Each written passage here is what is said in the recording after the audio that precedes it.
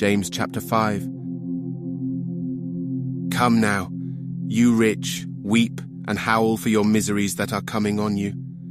Your riches are corrupted, and your garments are moth-eaten. Your gold and your silver are corroded, and their corrosion will be for a testimony against you, and will eat your flesh like fire. You have laid up your treasure in the last days. Behold, the wages of the laborers who mowed your fields, which you have kept back by fraud, cry out, and the cries of those who reaped have entered into the ears of the Lord of armies. You have lived delicately on the earth and taken your pleasure. You have nourished your hearts as in a day of slaughter. You have condemned, you have murdered the righteous one. He doesn't resist you. Be patient, therefore, brothers, until the coming of the Lord. Behold, the farmer waits for the precious fruit of the earth, being patient over it until it receives the early and late rain. You also be patient. Establish your hearts, for the coming of the Lord is at hand. Don't grumble, brothers, against one another, so that you won't be judged. Behold, the judge stands at the door.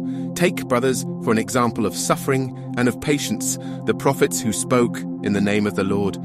Behold, we call them blessed who endured.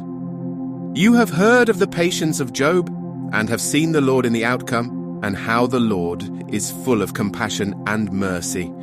But above all things, my brothers, don't swear, neither by heaven, nor by the earth, nor by any other oath. But let your yes be yes, and your no, no, so that you don't fall into hypocrisy. Is any among you suffering? Let him pray. Is any cheerful? Let him sing praises. Is any among you sick?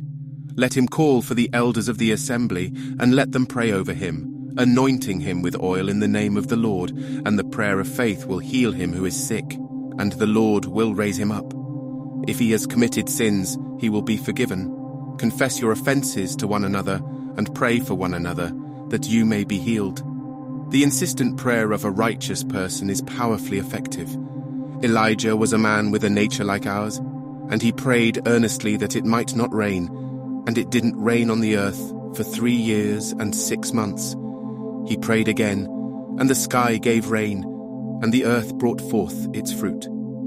Brothers, if any among you wanders from the truth, and someone turns him back, let him know that he who turns a sinner from the error of his way will save a soul from death, and will cover a multitude of sins.